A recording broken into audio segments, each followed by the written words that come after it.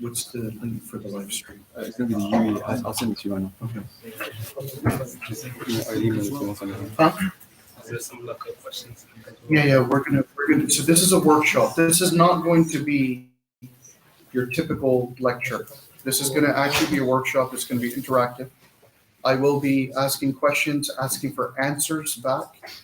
But the other aspect is also if you have questions written down and sent over. What I said to those that are in the retreat, for those of you that are on the other side, if you have questions, if you can go, sorry to my wife, she doesn't know this, but I'm nominating her. If you can go to her and give her your questions. For those of you that are on the sisters group that we have set up for classes that we give and the Ramadan courses that we give, if you have questions, you can post them on that. I have my phone with me. So I can look at the questions that we've got. But just before we start, while we're waiting, this is actually a very, very important topic. As we know, we're going into the month of Ramadan, but the reason why this is such an important topic is its aspects of tazkiyah, its aspects of purifying. And we said purifying oneself. The reason why we took that the name of purification of oneself, as opposed to, doing the tazkiyah of the heart, or purification of the heart, or purification of the soul, tazkiyah the-nafs. Purifying oneself is going to encompass many aspects.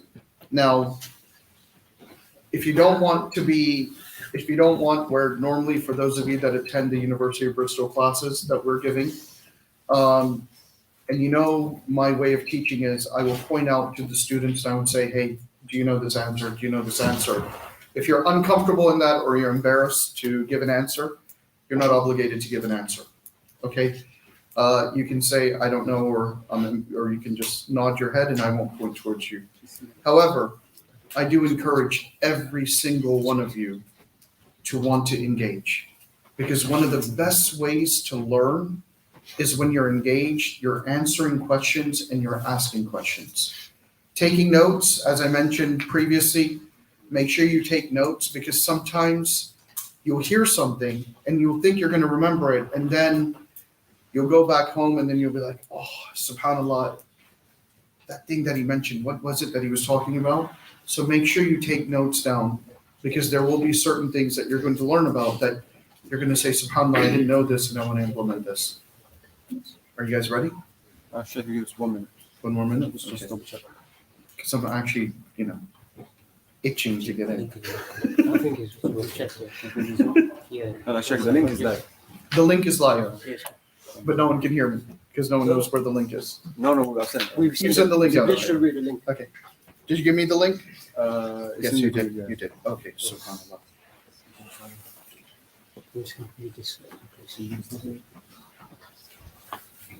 Well, no, you have the link? You have the link? Okay, cool. I'll come in now. No, make sure this doesn't go. Sure. Does it bounce?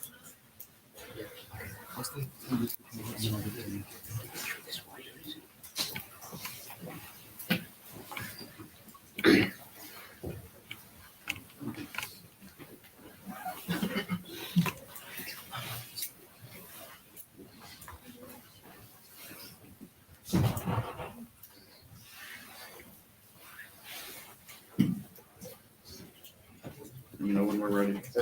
Ready? Okay.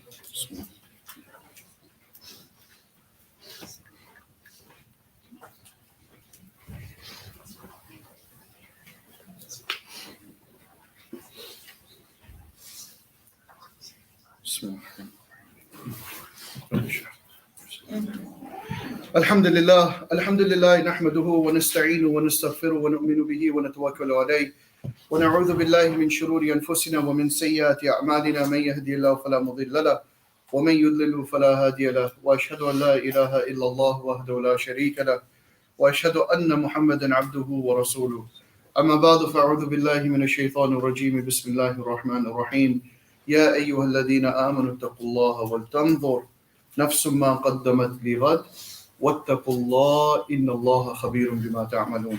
صدق الله العظيم. Alhamdulillah, my dear respected brothers, sisters in Islam, a fadila of Allah Rabbul Izzah Rabbul Alameen, that we should be grateful in terms of that Allah has allowed us to enter inside of His masjid on a day which is not Jummah.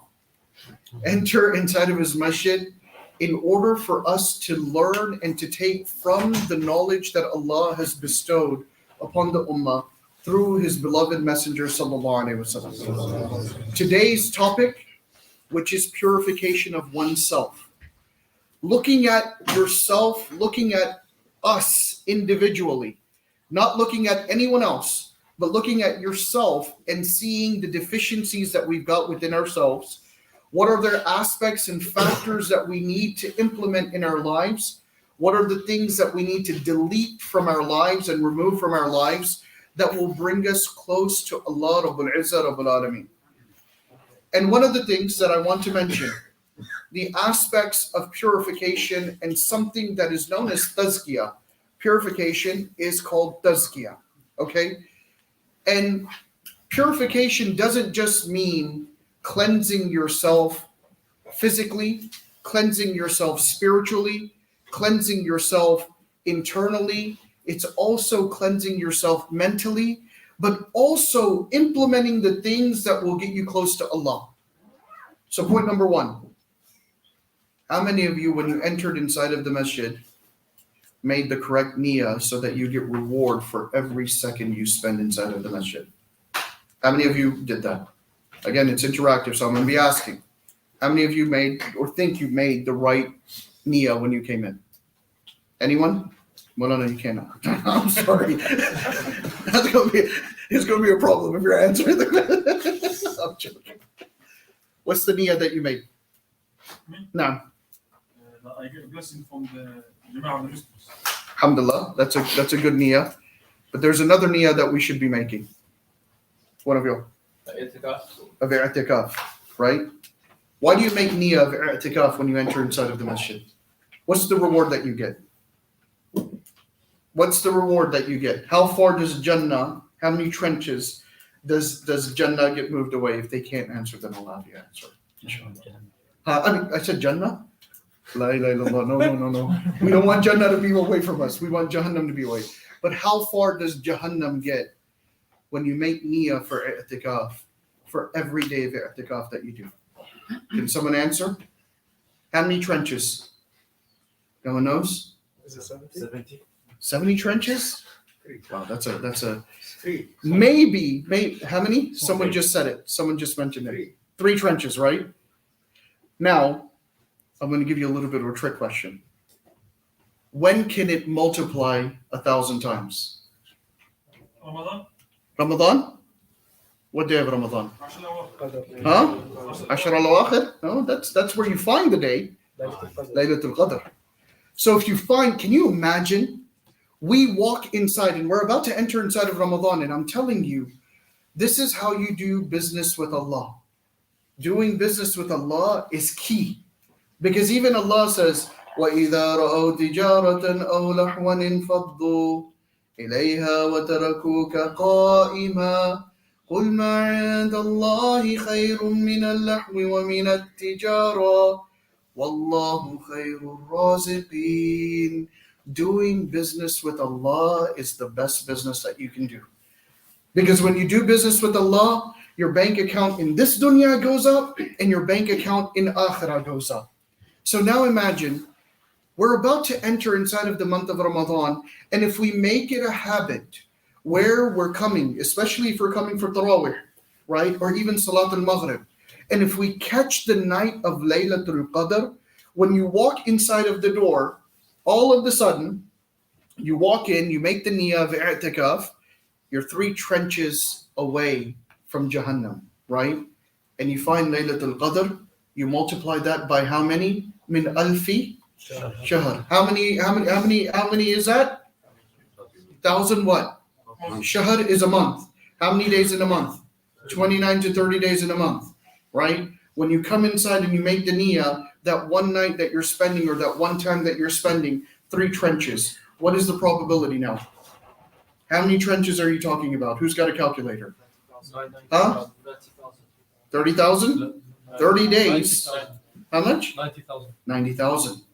90,000 trenches away from Jahannam. Inna lillahi wa not inna lillahi wa inna Allah accept. Right? So that's the first aspect that we have to do about purifying yourself. You need to understand the way your mentality is so that every action you do and everything that we engage in, we do what? What is every action based off of? Innamal a'malu binniyat, on your intention. So if your intention is فَمَنْ كَانَتْ هِجْرَتُهُ إِلَى اللَّهِ وَرَسُولِهِ, if you intend to do something like migration or something for Allah and His Rasul, then you will be given that reward for Allah and His Rasul.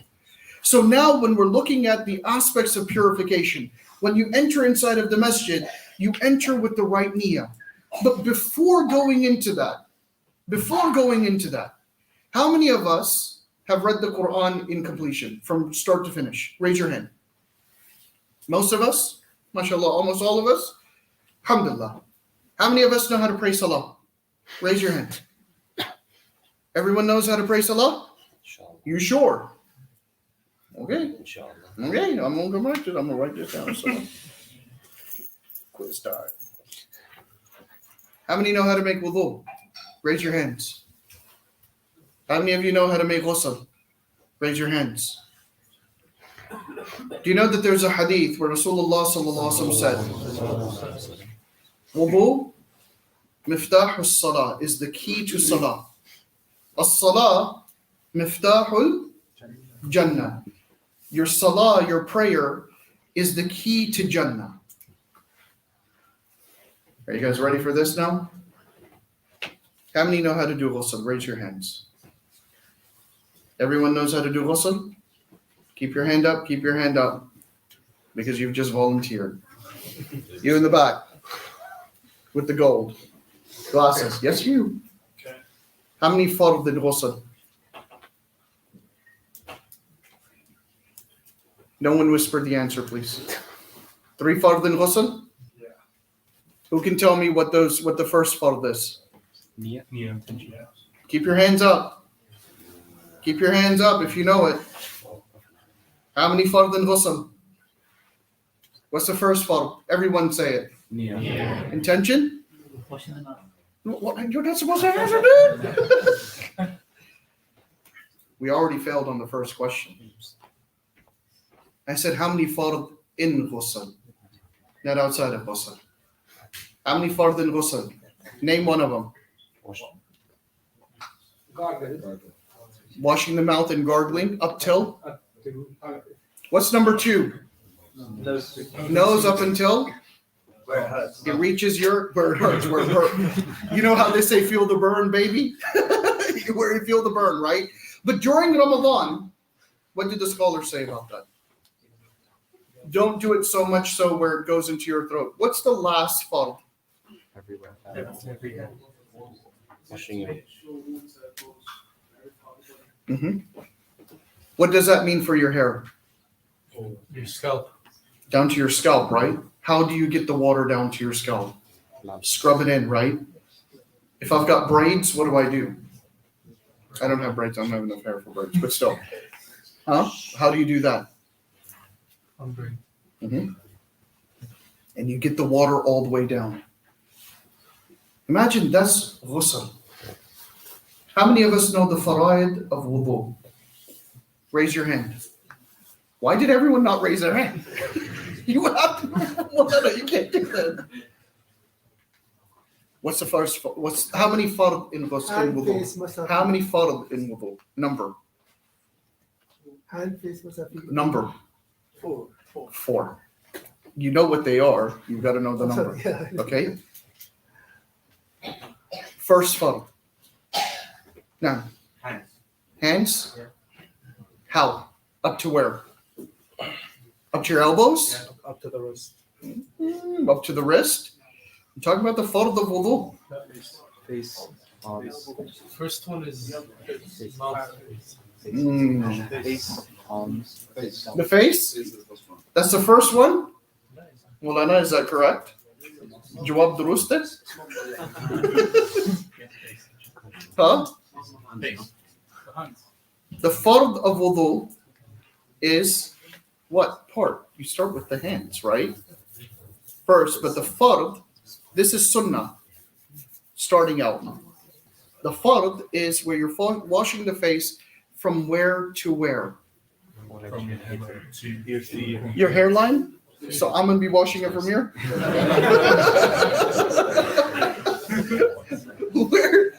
What is the fard aspect of washing the face? Ear to ear, forehead. From here, forehead to chin, ear to ear, and all around. And yes, I do have a chin, like I said. I told you guys I had a chin. It's hidden under the beard. You have to get the water inside of the hair, right? Second fard, what is it? And like arms up to the elbow. Up to your elbows. Third fard, masah? To what point? How many fingers? We talked about this earlier. 4 finger lengths. So then it gets to my hairline, right? 4 fingers. Last fard, your feet.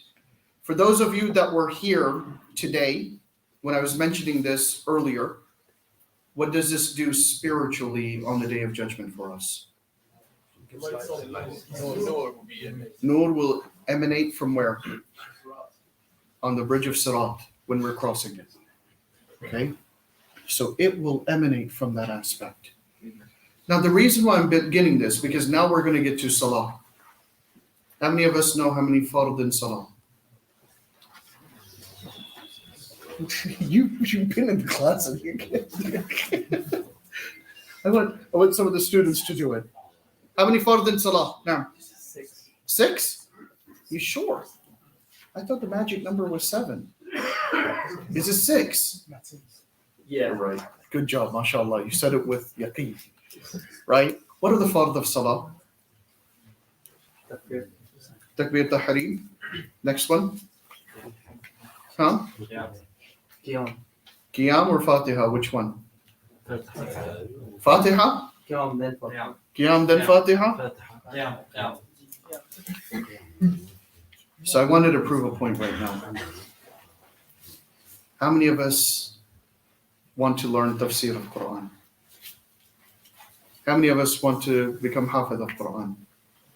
How many of us want to become alim of deen? How many of us have debates with people that are not Muslim about Islam? But we don't know the basics. We don't know the basics. We're so busy wanting to talk about complex theories and complex arguments. We don't know what the faraid of salah are. And what did I say after wudu? Wudu is the key, al-miftah, for salah. But that salah that we're talking about right now is the key to what? But we don't know what the basics are.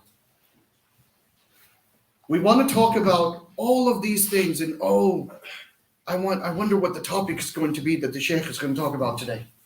Oh man, it seems like a boring topic today. But when the scholars start to teach us and they tell us about the basics of deen, we find that boring when that is the actual key to enter into Jannah. And that's where I want to bring us to. In order for you to purify yourself, we have to start by purifying our mind, the first aspect. By clearing our mind and our heart about thinking that just because I can pray, I can read Quran, that I know about Islam. That has to be erased from our minds and our heart. Then the second aspect that comes in is we have to go back every time. Why does Allah subhanahu wa ta'ala constantly say that constantly do dhikr, constantly do dhikr. It's a reminder that the Quran is a reminder. And why is it that we only have 6,666 or 63 or 64, depending on if you're going to do Bismillah ar-Rahman ar-Rahim and count that as an ayah? It depends on the number of ayahs, but it's 6,660 some odd ayahs, right, in the Quran. Why is it that Allah subhanahu wa ta'ala didn't keep on revealing ayahs? Why is it that as a hafiz of Quran, someone that has memorized the Quran, and someone that is going and we recite in Tarawih, we recite the Quran, why is it that we keep reciting from the same book over and over again? Why is it that when you have recited the Quran, you start the Quran again to do it as a completion? Do you know why? Because it reminds you every single time when we read the Quran, we're given the same information in order for us to affirm not just our belief, but to remind us of what has already been taught and to remind us of what needs to be learned. To this day, I know scholars, even my teachers, even myself, sometimes I'm going through the Quran and I'm just like, wow, subhanAllah, I never thought about this. I never came across this. Even though I know people that have been hafiz of Quran for much longer than I have been. You can be a hafiz of Quran 30, 40, 50 years and you still go through the Quran and something will open up for you to understand. But you know when that opening comes is when your heart is clear and it's pure. And when your heart is wanting to accept the knowledge that Allah subhanahu wa ta'ala has given, that is when you will start to see the ocean of knowledge opening up. When Musa alayhi salam is sitting with Khidr radiallahu ta'ala, and when they're sitting, and the little bird that is standing, the stork that is standing on top on the corner of the edge of the boat, and it goes down and it dips its beak inside of the ocean and it brings it out and droplets come out, and he says that is the knowledge that this world has. The ocean that is out, this expansive ocean that is out, is what is the knowledge of Allah, and it doesn't end. Allah's knowledge is infinite. And when He wants to open up the knowledge, He does it, but He does it to those that are open and their hearts are purified and clean. And when we go in, the first aspect that we have to look at, and one of my favorite hadith that I've got, one of the favorite hadith that I always quote even in my khutbahs, when Rasulullah sallallahu alaihi wasallam, he says, "At-tuhur shatrul iman." At-tuhur shatrul iman. When you're purified, when you're clean, that is the gateway, the alleyway to iman, to faith, to understanding and gaining an understanding. And then when Allah subhanahu wa ta'ala, Rasulullah sallallahu alaihi wasallam, he says that the dhikr, the hamd of Allah subhanahu wa ta'ala is atuhu shatrul iman walhamdulillahi tamla'ul mizan. That this praising of Allah subhanahu wa ta'ala and remembrance of Allah and the dhikr of Allah, it is heavy on the scales. It weighs heavy on the scales. Then when you go in, he says, tamla'ani aw tamla'u lahu ma bayna as-samawati wal ard. That this praise of Allah, when you do it and it fills up the earth, it fills up not just your scales of akhirah. It starts to fill up in your heart. That love and that connection, when it starts, that is when you get close to Allah. But the closeness to Allah is not just in the physical aspects. Because with tazkiyah, when you're actually clearing and purifying yourself, it encompasses 4 areas. 4 areas. The first aspect is your internal self has to be purified. And when I say internal self, your arrogance has to be gone. Egos have to be destroyed. Your hatred has to be removed. Your anger has to be subsided. All of these aspects where if you've got anger towards another person, it needs to be taken away. If you've got hatred towards another person, you need to learn to let it go.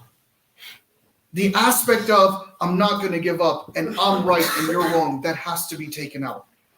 That's the purification of the internal self, of the mind and the heart, that has to take place.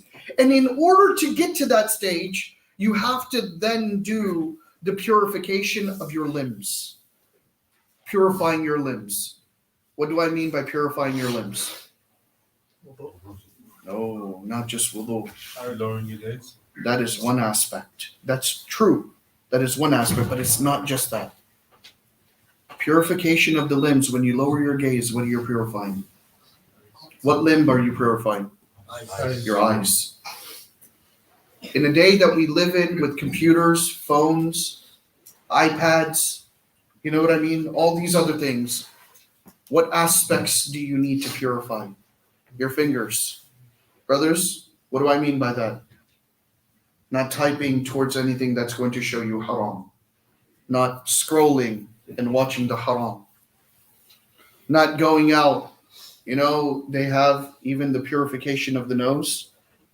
Today, in this day and age, subhanAllah, someone is smoking weed. We go by it. We want to smell it. Right? No, I'm being serious because I know. Right? Purifying your lips. Not just of utilizing bad words or offensive words, but purifying your lips from allowing anything haram to pass through them. Purifying your lips, purifying yourself from any kind of cigarettes or vaping or doing any kind of haram, smoking weed and all this other stuff. Purifying yourself of that aspect.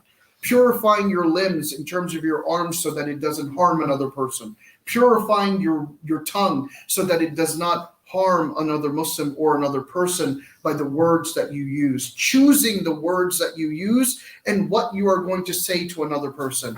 By purifying your feet so that you don't walk towards the haram. If you're about to go, you know what? Something at UWE, I was in a shock with yesterday because I've got an office there. And I had a guest that came in yesterday. 2 guests came and they wanted coffee. So I was like, oh, you know what? There's a student union. Let's go to the student union. So we walked into the student union.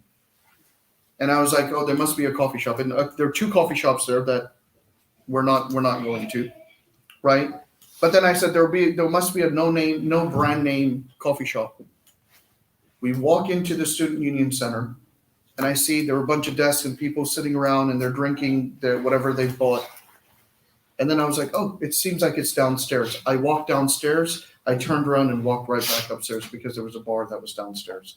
And one of the brothers, he goes, oh, don't you know? This is part of UK uni life. I think there's a pub or whatever, like a campus pub, I think it's called. Yes, something right, something like.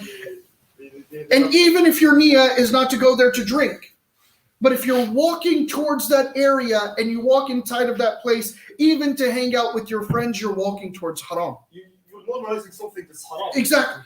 So when you're doing that, and that is aspects of tazkiyah, not walking towards something that is going to indulge you or make you be part of a people that is haram. Why does Rasulullah sallallahu alaihi wasallam say? And then another part of tazkiyah is the friend circle that you have, the outreach and the people that you're around. If you're hanging out with those that are doing haram, guess what? Musa alayhi salam, how many of you know, or how many can tell me, where's Musa alayhi salam buried? Did Musa alayhi salam ever enter inside of Masjid al-Aqsa, or was he able to go back to Jerusalem? No, right? Why? Huh? The people, Bani Israel, were punished because of what? Not Musa alayhi salam. But the people were why? What type of disobedience did they do? How did they enter? What were they told to enter? How were they told to enter inside? They were told to enter, like they didn't fight, they were going to win when they entered. They were promised, but still they refused. But how were they told to enter? Face first and bow down. How did they enter? They dragged their butts on the ground. They disobeyed Allah, dragged their butts on the ground to show, because they wanted their nose to be high. Right? And because of that disobedience, Bani Israel doesn't enter when they've been, imagine, you've been saved by the tyranny of Fir'aun. You have seen وَاتْرُكِ الْبَحْرَ رَحْوَةً, right? You have seen the splitting of the sea. And you're going through where the water is hanging in front of you. You walk through. You get to the other side, and when the last person passes through, subhanallah, Allah drowns the army of Fir'aun, and yet you are still arrogant. And you don't leave it, and because of that, you're not able to enter inside of what is known as the promised land. Subhanallah. So having those, and it wasn't that everyone was disobedient. There were some that were obedient, but they never entered in. Why? Because they were part of the group that was doing wrong. So even the friends that you keep, even the circle and the crowd that you hang with, and the areas that you go in, you have to make sure that it is a place of purifying, so that you don't get caught in what I call the crossfire. Now that's your limbs. And there's a beautiful ayah where we were talking about outside, and not all of the brothers were able to hear it. But where Allah, He says, "Man khashiya ar-Rahmana bil ghayb, fabashshirhu bimaghfiratin wa ajrin kareem." But the key aspect is when you're alone. Now, how many of us have experienced this ourselves? I'm praying alone, masjid is empty. Alhamdulillah. All of a sudden, someone walks in. Alhamdulillah, Rabbil Alameen. You straighten out because someone else is watching me. Oh, this is Shaykh al-Azhar. This is shirk al-khafi. Shirk al-khafi. But I'm not talking about shirk al-khafi right now. What I'm talking about is, if you want to know yourself, write this down. If you want to know where you are with Allah internally, check yourself when you're doing ibadah alone and when you're doing ibadah in a room full of people.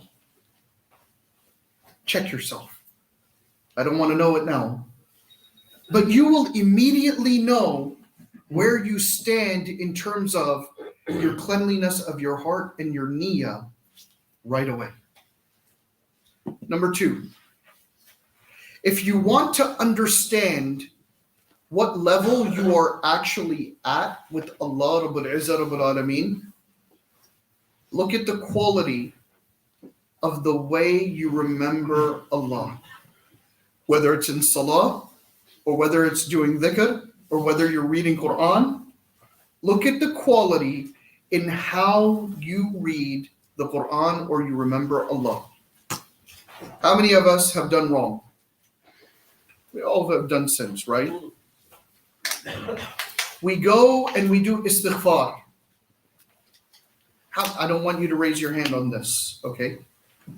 How many of us have ever experienced when you're doing istighfar that you've broken down in tears? How many of us, when we're sitting and saying astaghfirullah, we know exactly within our heart that istighfar and that forgiveness that we're asking, that, oh Allah, I really am asking for forgiveness from you. And if you have empty istighfar, empty asking for forgiveness, then you really don't regret. And you're not regretful. And you have to work on yourself. Now, how do you work on yourself? Actually, before I go to working on yourself, the third aspect of purification is what passes through your mouth and the earnings in which you make. This is known as tazkiyatul ta'am, right? The purification of the food that you eat, and also the wealth in which you earn. Do you know that anyone that takes haram money, if you take it through haram sources, especially if you take riba, if you take interest, who are you going to war with? Are you going to win that war? Imagine on the day of judgment, you stand in front of Allah and a sword is brought out and it's placed in your hand, and the malaika says, now you go to war with Allah.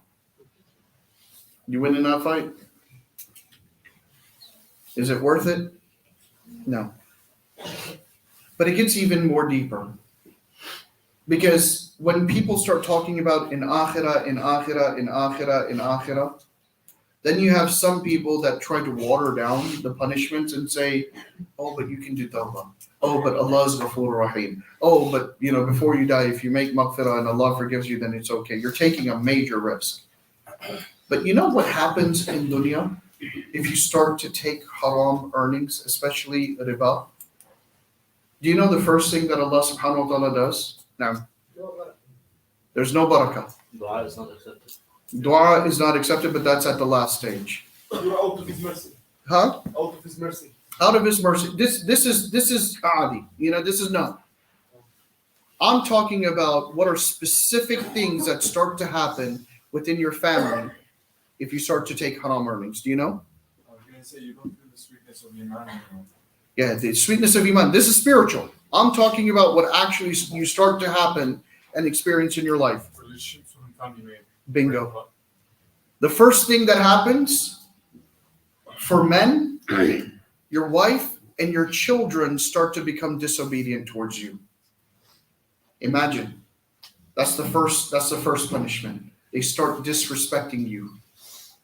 The second punishment that Allah subhanahu wa ta'ala brings about is Allah subhanahu wa ta'ala will bring sickness into the family so that the wealth that you think you're amassing, it starts to go very quickly because of the sickness. The third thing that happens is mentally you start being punished. You start thinking and you start worrying, and Allah puts you in a state of hum and hum. Right? Those three aspects. And then the fourth thing, you lose your self-respect. You yourself start hating yourself. That's dunya. And is any amount of money or any amount of haram earnings worth it? It's not. Because how long are we living in this life for? What's the average, what they say the average life? I'm not talking about the hadith. 75? Rasulullah said about 60, 65, 70. You know what I mean? You're not going to live more than that. You might not even make it this far. You won't. That's what I'm saying. You won't even make. You don't even know how long you're going to live. Is it worth it? No. Is it worth feeding for those of you, because your brothers aren't married yet? A lot of you aren't married yet. Inshallah, may Allah subhanahu wa ta'ala bring you very nice spouses that will be righteous and pious and that will guide you towards deen and bring you towards deen. But imagine feeding your children the haram and then they start disobeying you. And in their disobedience, they start disobeying Allah. Because when you're disobeying your parents and you're rude to your parents, what does Allah subhanahu wa ta'ala say about that? It's a punishment, right? You can't even say وَكَانَ أُفٍّ لَكُمْ. You can't even say uff to your parents. And yet, because of the haram that I'm bringing in, now my children are being affected. So purifying the wealth that you earn. And by the way, who gives us the wealth? Allah. Is it boss man that writes the check? No. If Allah doesn't allow him to write the check, he ain't gonna write the check. Right? Now, when you're in a job, and we talked about this, the rights of the employee and the employer and stuff. But if you're in a job and you're working, I'm going to test you guys now. Is that half an hour that I scrolled through Instagram or TikTok and TikTok and whatever there was, Facebook and all that other stuff, while I'm at work, and I did it for half an hour during my 8 hours that I'm committed to be working and I'm getting paid, is that earnings halal? Yes. No.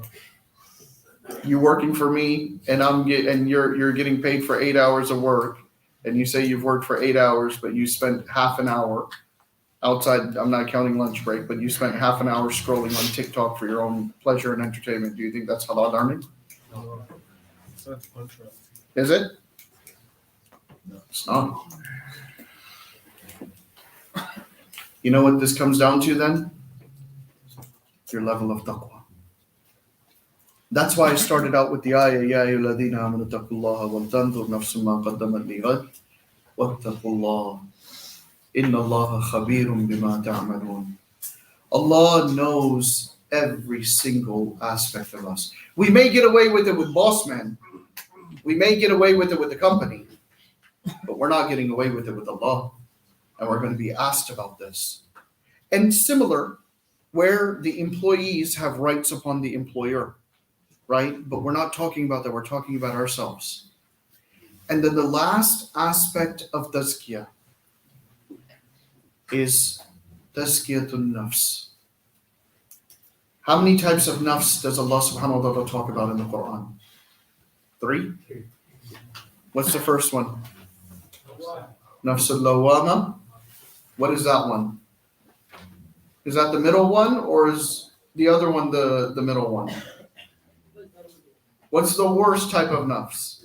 Huh? Nafsul amara. Why is nafsul amara the worst type of nafs? Because you become a slave of your own desires and your own self. What's the best kind of nafs? Nafsul mutma'inna. يا أيتها النفس المطمئنة ارجعي إلى ربك راضية مرضية فادخلي في عبادي وادخلي جنتي.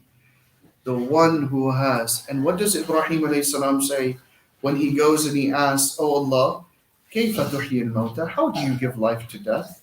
From death? Does Allah say, what do you mean? He asked him, Hey Ibrahim alayhi salam, are you doubting me? Are you not believing in me? And he says, No, Allah. I just need tatmain al-qulub. I need that itminan, that comfort, that sakina that comes inside of my heart with regards to my belief in you, in my heart. That is the 4th stage to get to, that we have to get to. Stage number 1. What was stage number 1, guys? Purifying what? Our internal Intention. Intention, the inside, the mind, and the heart. Because the nafs is very different to the mind and the heart. Okay?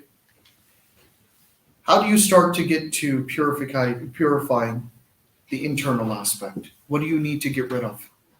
No. ego and hatred. Ego, hatred, Bad company. bad company, Anger. and also, well, bad company is from tarah, right? Your external limbs. It's the internal aspect that you need to purify. You need to purify your mind. And how do you start purifying your mind? What's one of the best ways to purify your mind? Yes. Huh? I was going to say dhikr. Dhikr is one of the steps. Istighfar. How many times did Rasulullah sallallahu alaihi wasallam say that we should do istighfar on a minimum daily? Huh? That's on one hadith. What's the second hadith? 70 times. So 70 and 100. They're 2 different hadith. Right? How do you do istighfar? How do you do istighfar? Someone tell me. Someone tell me, how do you do istighfar? Raise your hand, raise your hand. You keep answering all the questions, bro. I'll come to you. Say astaghfirullah in your heart and on your tongue. In your heart and your tongue.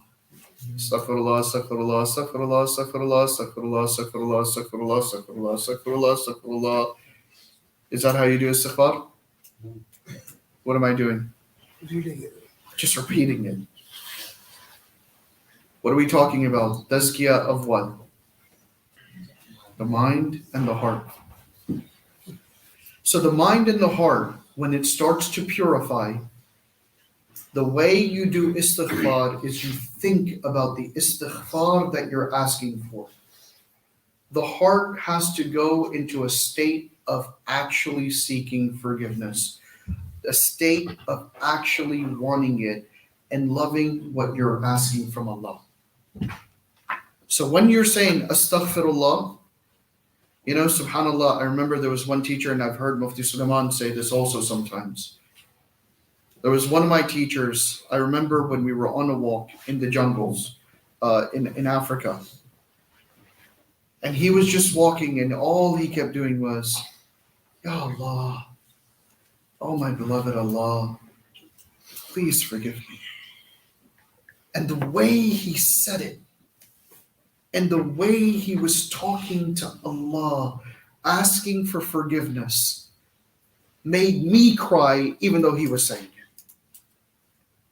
And that is something that I want you to take away from today. When you're walking, find at least an hour, 15, 20, 30 minutes, either before you sleep, during the day, in the daytime, and just walk. For those that understand Urdu, go there and say, "Eh, mere pyare Allah, mujhe maaf kar de. Oh, my beloved Allah, please forgive me. I beg you to forgive me." And then think about the wrong that you have done. Think about the haram that you have done in the past. Think about the haram that you have done that day. Think about the wrong that you have done, whether they're major or minor sins. Think about any bad thoughts that may have come in your mind, and then you go and you say, "Oh Allah, forgive me. Ya Allah, oh my beautiful Allah, oh my beloved Allah, I beg you, please forgive me." And when you start to do this with conviction and love, just like if you harm your parents and you do something to your parents and you get upset and you go and you say, "Oh my God, Mom, please forgive me. I'm so sorry." Or when we harm someone, the way we ask that forgiveness from someone, that exact same way, but amplified. I don't want to say on steroids because that's even haram, but amplifying it, amplifying the seeking of forgiveness. Regardless, I promise you, my teacher, he said something to me. He said, "Feroz, if you want the keys to the treasures of this dunya and akhirah," he said, "that key is istighfar." If you do istighfar, it's man lazim al istighfar, that when you do istighfar, it becomes lazim, it becomes incumbent, that not only are you granted forgiveness, but Allah subhanahu wa ta'ala min diqim makhraja, that Allah subhanahu wa ta'ala will make a way out for whatever difficult situation you're in. So when you start to do istighfar in a manner in which you're begging Allah and you're saying, "Ya Allah, forgive me. I promise you. And I'm saying this because my beloved Rasulullah sallallahu alaihi wasallam said this, and I believe firmly in sadaqallah wa sadaqa Rasul, that whatever Allah has said and whatever Rasulullah sallallahu alaihi wasallam has said, it is absolute truth, and I will go and I will put my life on the line for it, and I will die for it." That's how much conviction I have in what Rasulullah sallallahu alaihi wasallam has said. And if he has said that whatever difficult situation you're in, that if you seek forgiveness from Allah, Allah subhanahu wa ta'ala will make a way out for you.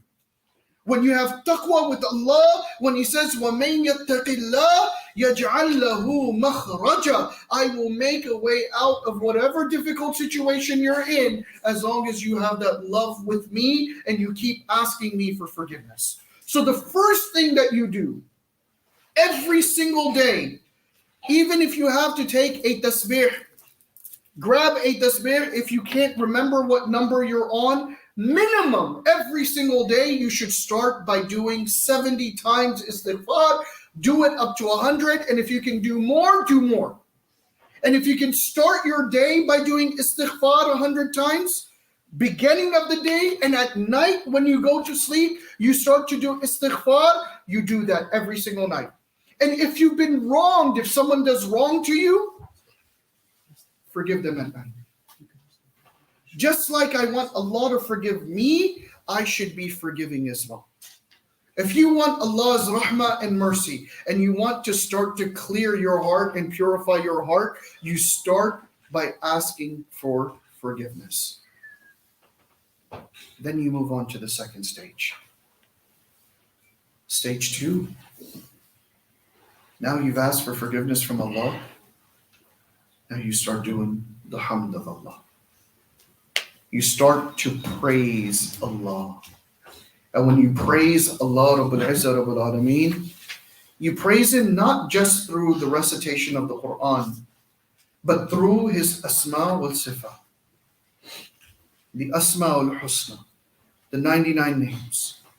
And take names that are really close to you. For me, when I'm going through difficulty and I need some sort of haja or some sort of difficulty to be alleviated, and I'm turning to Allah, one of the sifas that I use towards the end is Ya Mujibu, Ya Mujibu, Ya Mujib. Who can tell me what Mujib means? Al Mujib, the one who responds.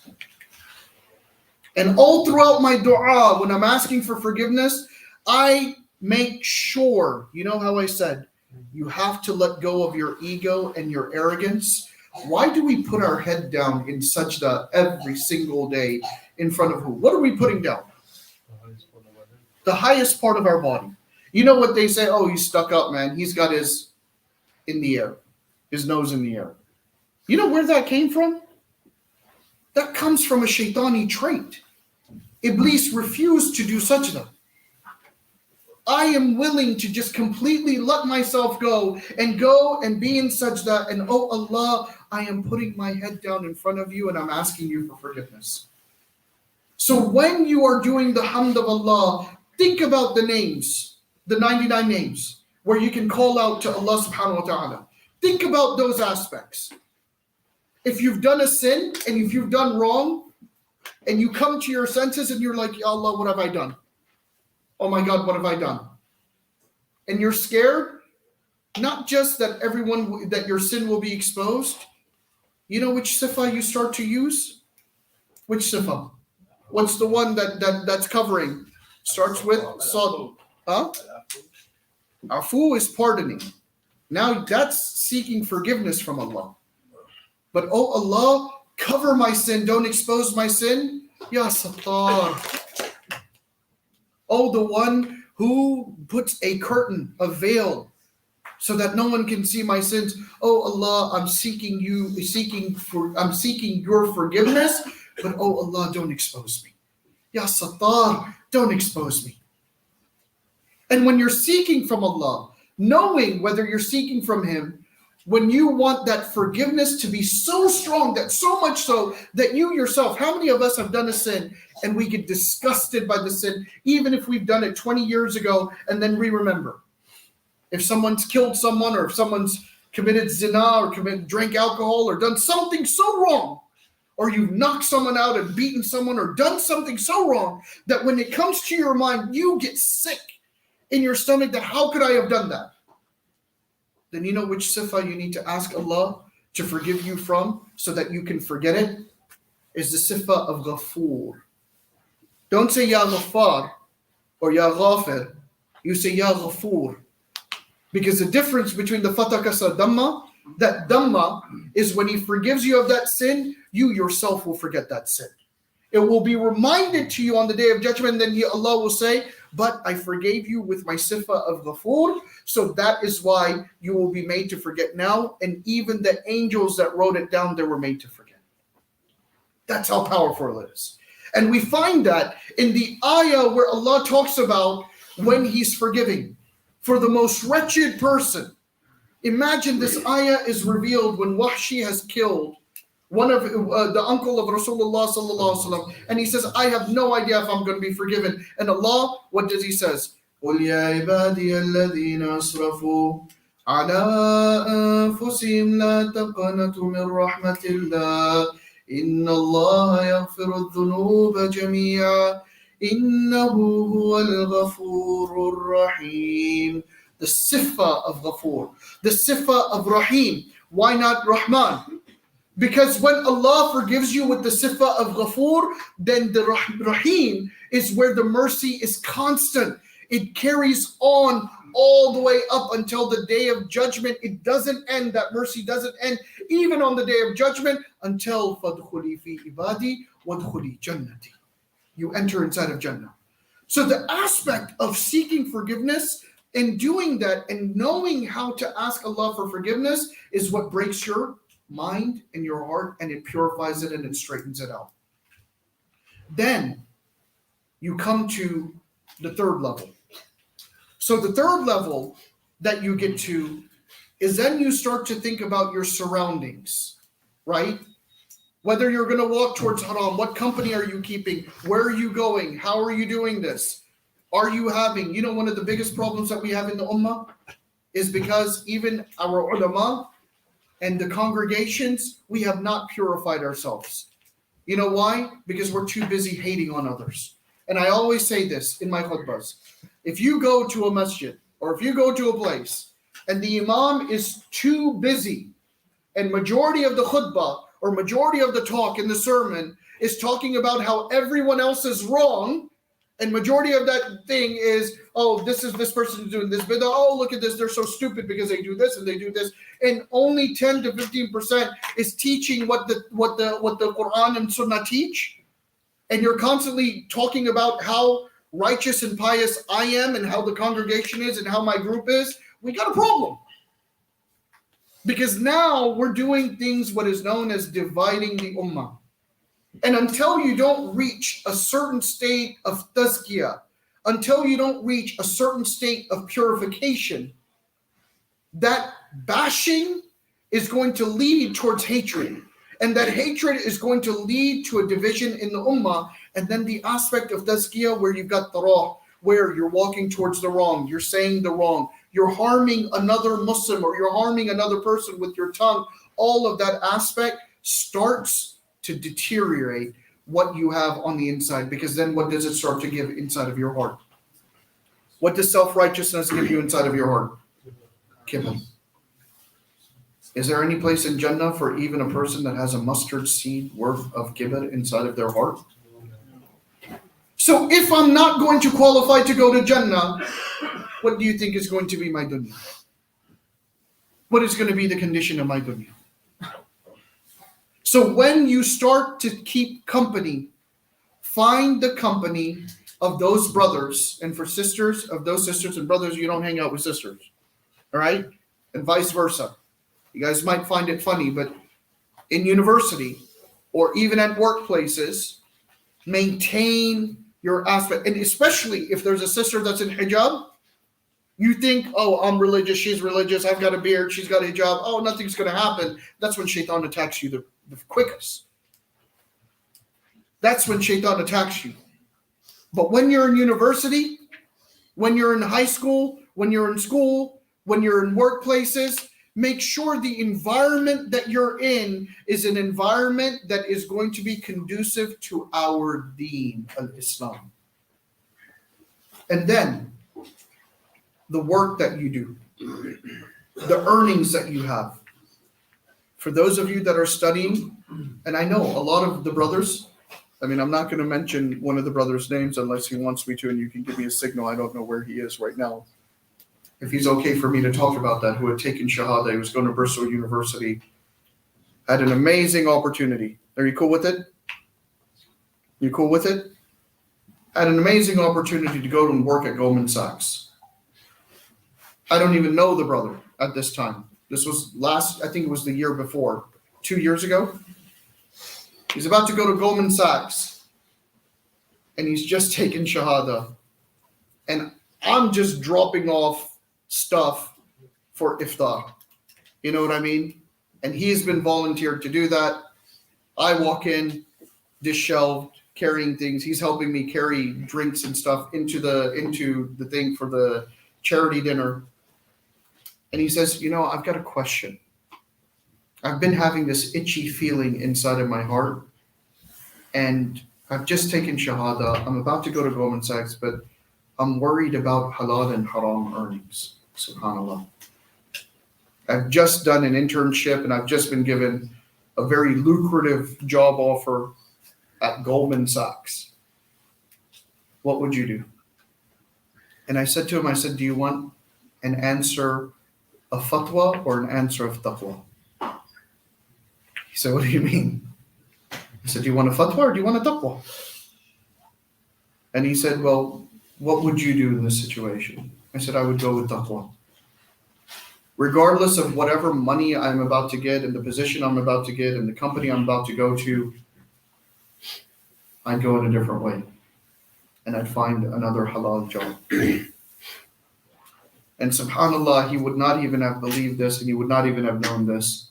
And I've just met a certain investment group, that's an Islamic investment group, that's a publicly traded company. And I call up the founder of it and say, hey man, there's a brother who just accepted Islam recently. internship at Goldman Sachs. He's about to start. He doesn't want to go into something haram. Would you guys have a position for him? And they're like, well, we don't even know him. We have an interview. I said, I'm vouching based off of what I understood his level of understanding and his wanting of purification of his wealth was, and his fear of going to Jahannam because of the haram that he's got and not wanting to go to war with Allah. He passes his interview, he gets his position, and then he gets a bonus, and then he gets a higher position. And then he's sent over to a different, a specific office to run that specific office. And you know what that testament is to? Because a lot of other people then afterwards heard the story and came to me and said, can you do the same? Can you do the same for me? And I was like, if you think that I'm the one that did this, you've completely missed the mark. I'm just a pawn. I was just asbab. Allah used me as the vehicle for the message that Allah wanted to deliver and for the work and the halal earnings that Allah wanted the other brother to get. But if your intention is pure, then you won't even have to call me. Allah will make the way for you to gain that halal earnings. But your intention has to be there. And your desire has to be there. And write this down. Your acceptance of whatever Allah will want to give you, you have to accept whatever condition you're going to be placed in. The most important aspect of gaining the nusra, the help of Allah, is that you're willing to accept, even if it means going poor and being on the streets, willing to accept whatever condition that you're about to be in because you want to maintain your relationship with Allah. Because when you maintain your relationship with Allah, Allah subhanahu wa ta'ala will open doors. You may have 1,000 pounds a month or 2,000 pounds a month, but you will have more barakah in that 2,000 pounds a month than the person who's making 10,000 pounds a month, because Allah subhanahu wa ta'ala will just make it where your intention was so pure that it was accepted. So purifying your earnings, your wealth, purifying the food that you eat. And I know we had some serious controversy about halal and haram chicken. They used to call me Shaykh Chicken in Bristol, right? And it was because I was adamant about hand slaughter, about making sure that the animal doesn't die before the slaughter takes place. And many people just don't understand the spiritual aspect of when you put haram into your body, when you eat something that is haram. And then people come and they say, Shaykh, I pray tahajjud. You know, I'm praying tahajjud. I'm up 2 hours, 3 hours. I'm making dua, but my dua is not getting accepted. My earnings are halal. My this is halal. My this is halal. And yet, because of some haram chicken that I want to eat, or something that, I don't want to say haram, but something that may be doubtful, and it may have died before the slaughter, which then becomes haram for you to eat. And because of that, because I don't want to sacrifice 10p a little bit more, or I don't want to sacrifice going the extra mile for it, then my dua is hanging for 40 days. And then we wonder that if I put something into my body, why is my dua not being accepted? We have to be very careful with what we eat and put into our body. You know, when they say that you have to have rizq, halal, and tayyib, pure. So purifying even that in which you eat. Purifying what we put into our body. Now, how much time do I have? Wow. I don't have much time. SubhanAllah. Purifying the heart. How many of us pray? Well, no, don't raise your hand. You'll know. How many of us actually pray 5 times a day? I don't even want to say pray on time 5 times a day. If you don't pray 5 times a day, you're doing double istighfar, and you need to make up that salah if you miss it during the day. Okay? How many of us are attached to the masjid? Look how beautiful this looks right now. Does this not look beautiful when you've got a masjid full of brothers? How many of you have gone to Fajr Salah? Some of you, one odd moon, right? And you've got literally one row. And that one row is of us uncles with white beards. Very rarely do you see the youth coming to pray Salah in the masjid. Very rarely. Why are we not taking a spiritual home? Do you know the masjid is a hospital? You guys know that? It's a spiritual hospital. But not only is it a spiritual hospital, the masjid is also a sanctuary. When you come inside of the masjid, how many trenches away from Jahannam, if you have the right niyyah and you walk inside, how many trenches far away are you? 3 trenches. I haven't even gotten into the details of how far the trench is. The distance that the trench covers of the fastest horse. I haven't even gotten into that detail. And when you come inside of the masjid and you do this, not only are you seeing about who the brothers are and purifying yourself, but if you want to see who's not a munafiq, who's not a hypocrite, do you know which salahs you catch them at? Isha and Fajr. So how many of us aren't hypocrites? You want to know about us, because now it's about me and knowing about me and who I am. How many of us come to the masjid for Fajr and Isha? And if I'm not showing up, I got a lot of work to do. I got a lot of work to do. And if you want to get close to Allah, you have to get close to Him through the means by which the Prophet ﷺ taught us to do. Now, because I've got 5 minutes, right? Or 10 minutes. I got 10 minutes? 7:40, 7:45? Okay. I got 15 minutes. This is good. Alhamdulillah. Now, let me give you guys some glad tidings. Did you enter the masjid because of yourself?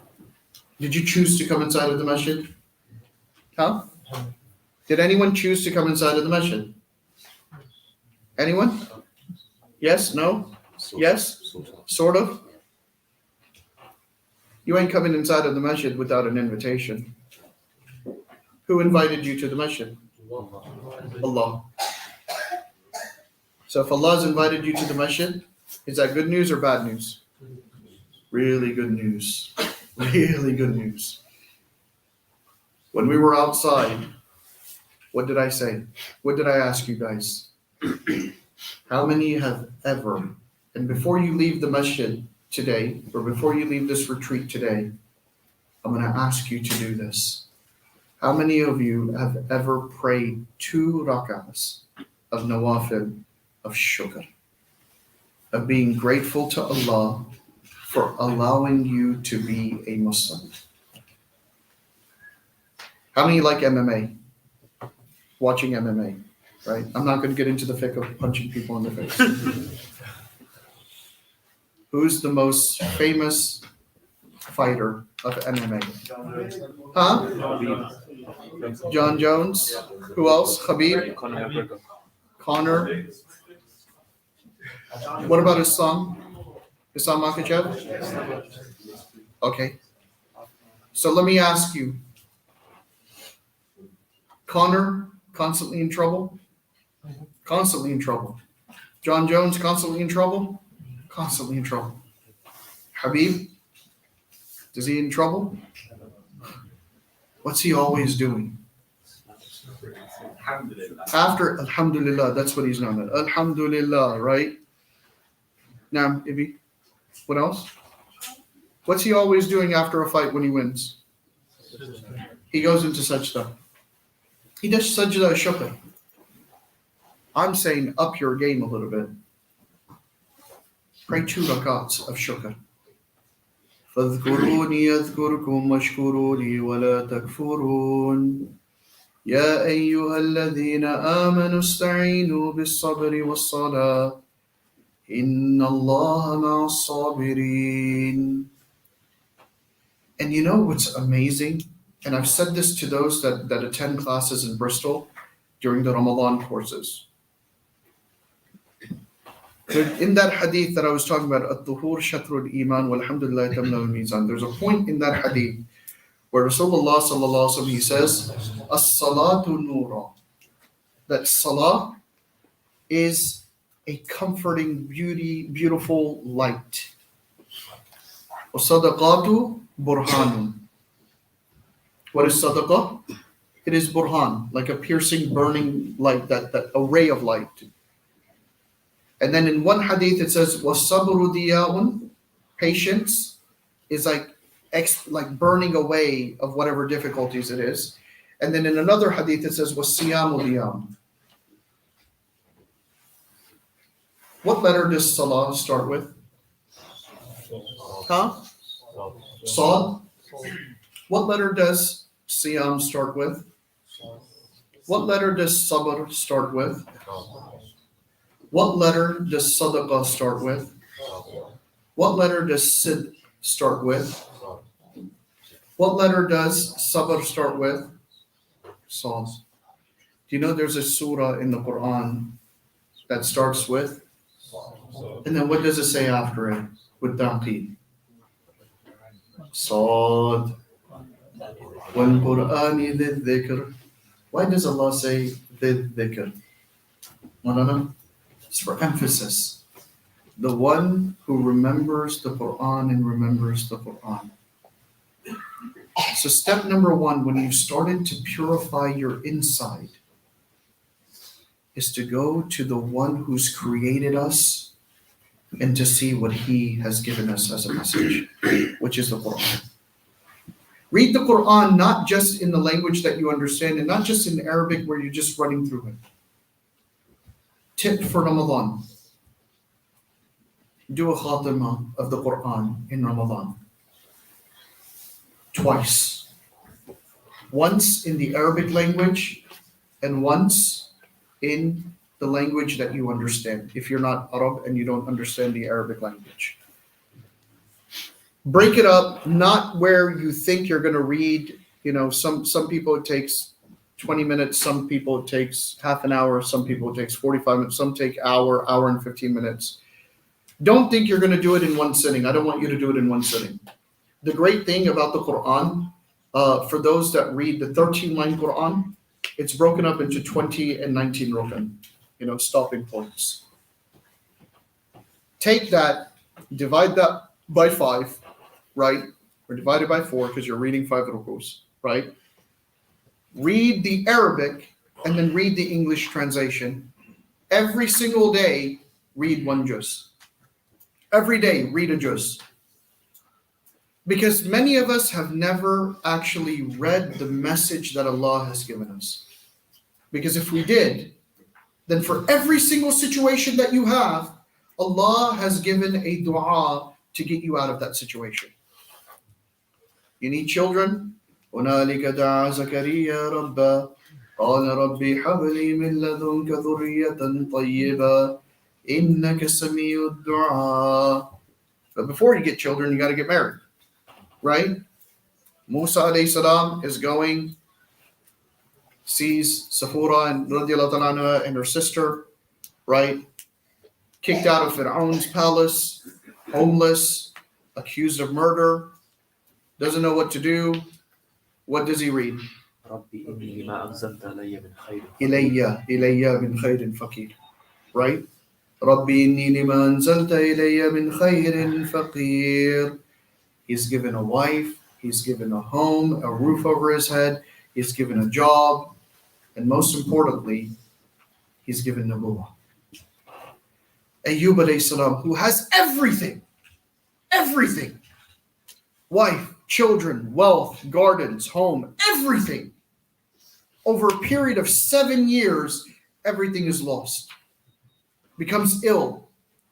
He doesn't go to Allah and say, oh Allah, why am I going through this? Oh Allah, do this for me. Take me out of this. Do this. No. He says, Anni massani ad-dur wa anta arhamur rahimin.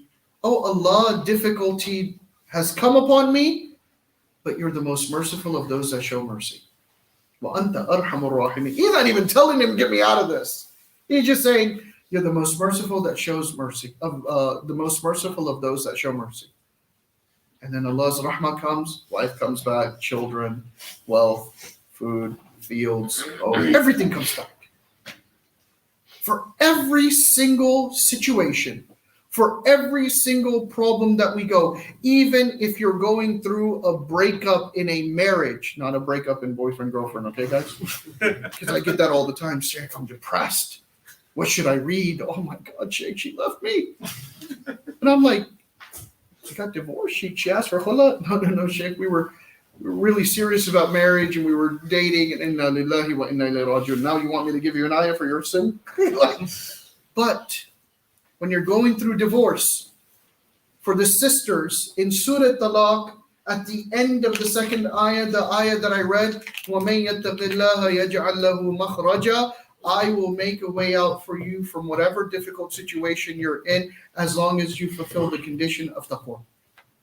And then he goes a step further, and he says, you think you've lost your home and your husband and the source of food or sustenance? وَيَرْزُقْهُ مِنْ حَيْثُ لَا يَحْتَسِبْ, I will give you from ways that your mind can even imagine.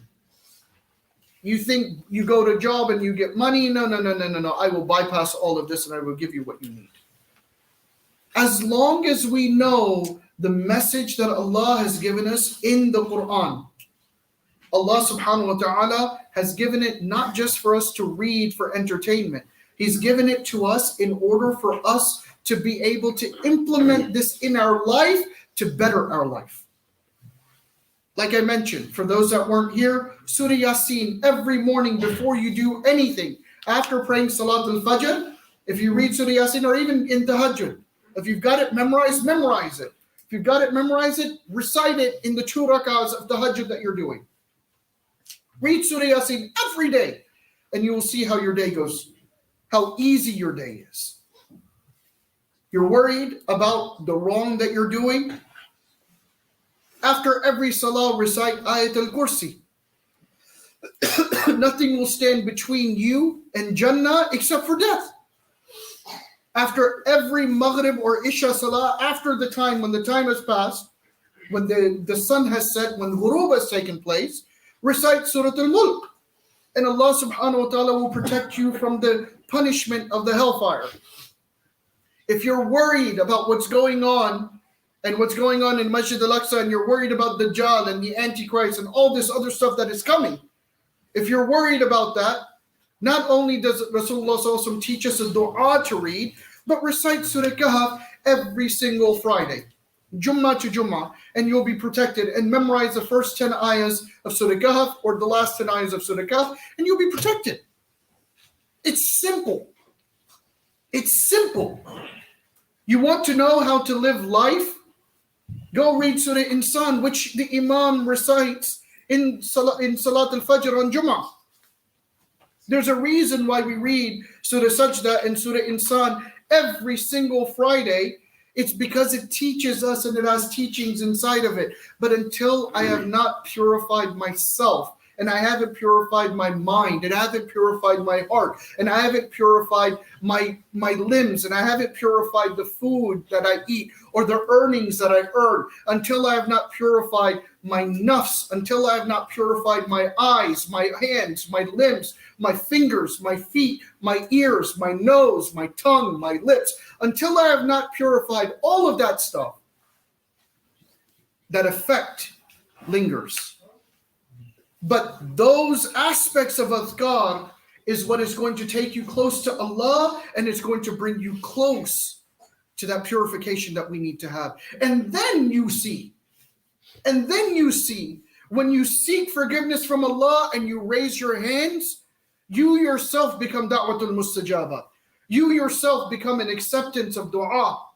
You yourself become an entity. Your hands become the most powerful weapon that anyone can have, because now you're asking from Allah. And when you ask from Allah, ask Him nothing. Be careful of asking for destruction. Ask for good. We as Muslims came to enjoin good and forbid evil. So our hearts should not be asking for the destruction of others. Our hearts should be asking for the hidayah of others along with myself. So when I make dua for someone else, the malaikas are making dua for me. But the only way we will get to that stage is when we engage in tazkiyah.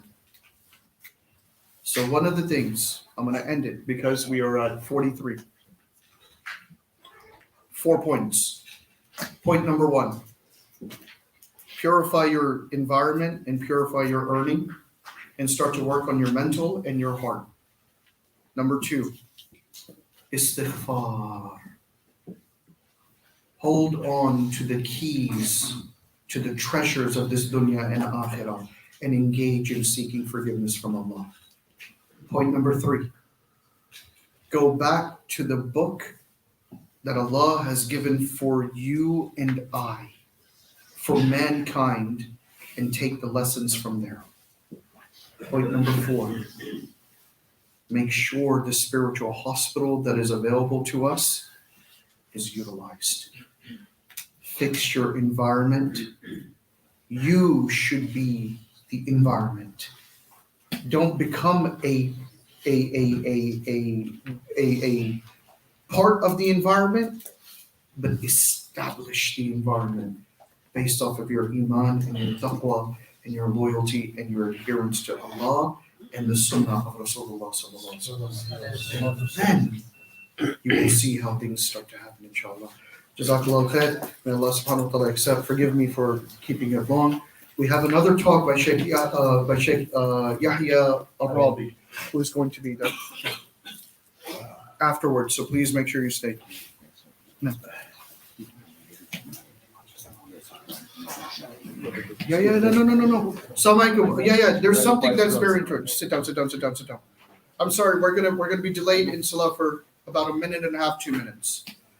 But I think it's really important because on Thursday, because I teach at the universities, for those of you that attend. By the way, for those that want to attend the classes, we don't have space though, because that room is really small. You can get a bigger space.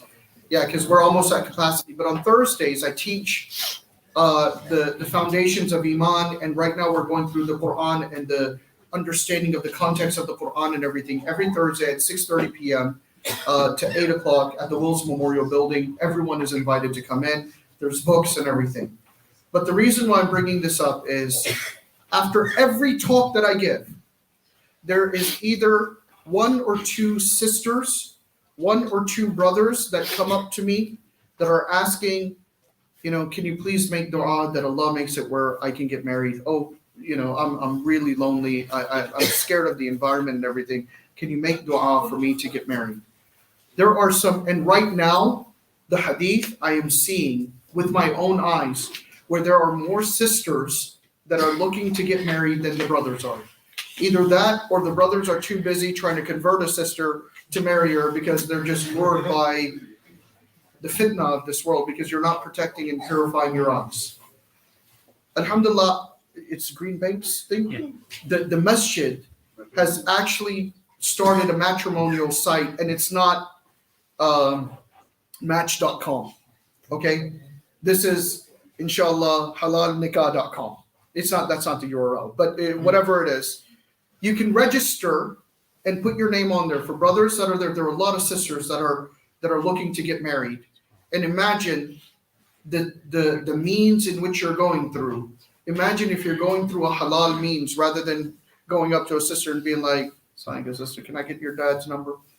Right? Rather than that, you're seeing there's a profile, you go, and it's done through the imam in a committee, and then they say, hey, this is a good match, let me get them talking. Parents and families talk. Imagine you go through to find your spouse through the halal means. Imagine what type of barakah that is going to be on there. So what is the site? So the posters are there on the notice board.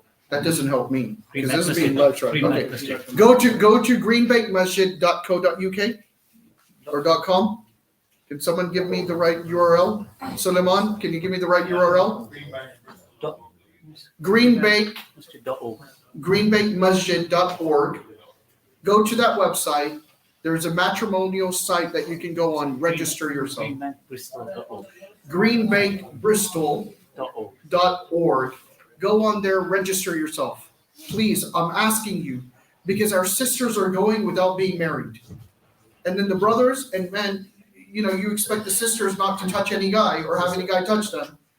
And you guys want to go be all funky with other chicks, right? I'm sorry, I'm going to talk street now. You want to have the funky funk, but then you don't want the sisters to be messing around. But then we expect the sisters to be completely pure, and they're trying to do it in a halal way, right? Stay pure, protect yourself from the fitna, and then what you need to do, register and go about the halal way, and I promise you, you'll see barakah. I promise you, you'll see barakah, inshallah. And that's the best way to do it, inshallah. Any other announcements? Any other things? Yes? One more announcement. Hold on. I'm sorry, we're a little bit late for the salah. Inshallah, we request Hafiz Suleiman to do the adhan, inshallah. Oh, the adhan hasn't been done? I'm sorry. Someone's there? Yeah, call the adhan. And Call the adhan. inshallah, any brothers that need to make wudu can do so. Please make. We'll give 5 minutes. By the way, inshallah. wait. We talked about purification. Don't go taking your nasty socks in there and bring them back out here because I don't want to be making sajda on someone's urine. Okay? Take off your socks. Go inside of the bathroom, make wudu, come back, and then you can put your socks on as long as you haven't taken them in there. But make sure you leave the bathroom and the wudu area cleaner than what you found it in when you went in, inshallah. Inshallah, we'll give 5 minutes for brothers and sisters to be ready for salah. Also for the sisters, if there's a lack of space, they are more than welcome to